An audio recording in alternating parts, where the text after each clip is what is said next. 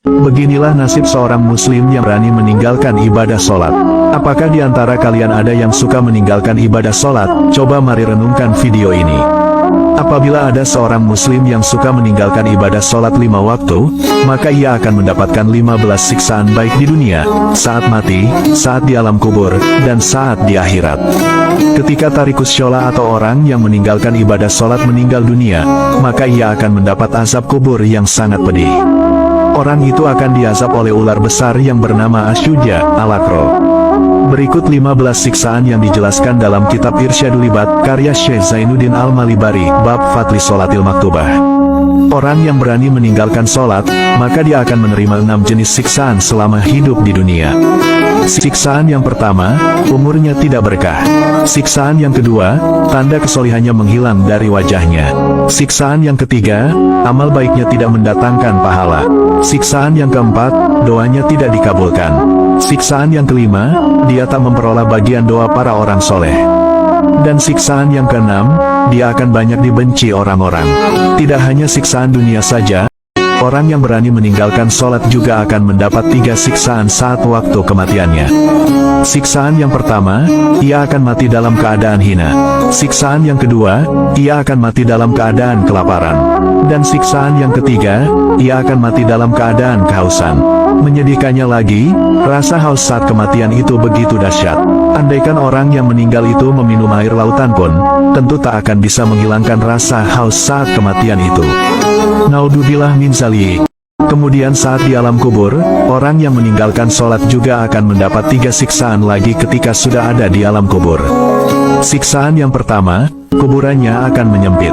Ia akan menerima himpitan kubur yang dahsyat hingga menyebabkan tulang-tulang rusuknya remuk saling simpangan.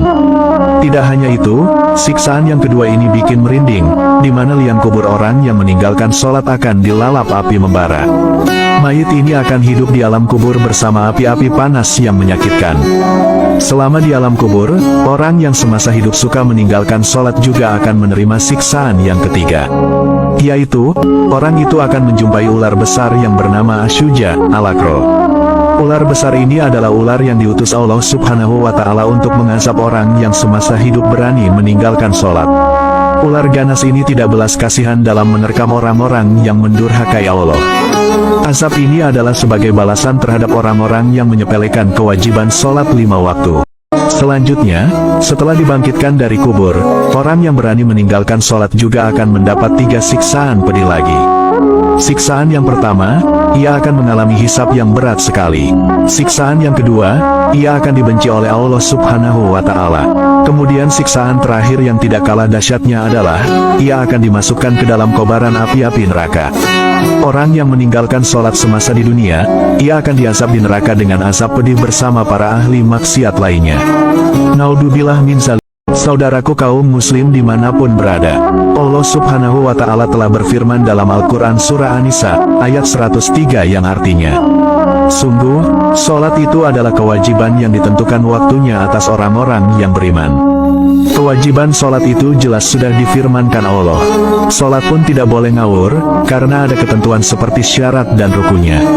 Ada beberapa dosa yang didapat orang-orang yang berani meninggalkan kewajiban sholat fardu. Apabila ada orang yang berani meninggalkan sholat subuh, maka dia akan dimasukkan ke dalam neraka jahanam selama 60 tahun lamanya. Coba bayangkan saja, 1 hari di akhirat itu sama saja dengan 1000 tahun di dunia. Jadi apabila 60 tahun di akhirat maka sama halnya dengan 60.000 tahun di dunia. Betapa menakutkannya azab di neraka itu, karena tentu panasnya api neraka lebih panas dari api di bumi. Apabila ada orang yang berani meninggalkan sholat zuhur, maka dosanya seperti orang yang menghabisi nyawa 1000 orang muslim. Dan apabila ada orang yang berani meninggalkan sholat asyar, maka dosanya seperti halnya dosa orang yang menghancurkan Ka'bah. Dan apabila ada orang yang berani meninggalkan sholat maghrib, maka dosanya seperti orang berzina dengan orang tua sendiri. Dan apabila ada orang berani meninggalkan sholat isya, maka Allah tak ridho ia tinggal di bumi, dan segala yang dikerjakan dan digunakan adalah sebuah dosa. Di dalam kitab Al-Fiqh Al-Manhaji, Al-Mazhabi Imam Asy-Syafi'i dijelaskan, bahwa ada beberapa status hukum Islam berkaitan dengan tarikus sholat atau orang yang meninggalkan ibadah sholat. Orang yang meninggalkan sholat itu ada kalanya karena ia malas dan berleha-leha, dan ada kalanya karena ia membangkang dan menyepelekan. Orang yang meninggalkan ibadah sholat karena membangkang tentang kewajiban sholat atau menyepelekannya, maka ia dihukumi kafir dan keluar dari Islam. Dalam hal ini, hakim wajib memerintahkannya untuk bertobat. Jika ia bertobat dan mendirikan sholat, maka masalah ini selesai. Jika ia tidak bertobat, maka ia dihukum kutila dengan alasan murtad, dan tidak boleh dimandikan, dikafani, disolati, dan tidak boleh juga dikuburkan di pekuburan muslim karena ia tidaklah muslim lagi. Sementara orang yang meninggalkan sholat karena malas, namun ia tetap meyakini akan kewajiban sholat, maka hakim wajib menyuruhnya untuk mengqadha sholat dan bertaubat. Jika ia tetap enggan, maka ia dihukum qatl sebagai bentuk had, namun statusnya masih tetap muslim. Namun, pelaksanaan hukum tersebut tentu hanya dilakukan di negara Islam atau yang memakai hukum Islam saja. Di Indonesia, tentu hukum itu tidak berlaku karena negara kita ini bukanlah negara Islam. Di Indonesia, hak-hak setiap warga negara telah dilindungi undang-undang dan hak asasi manusia.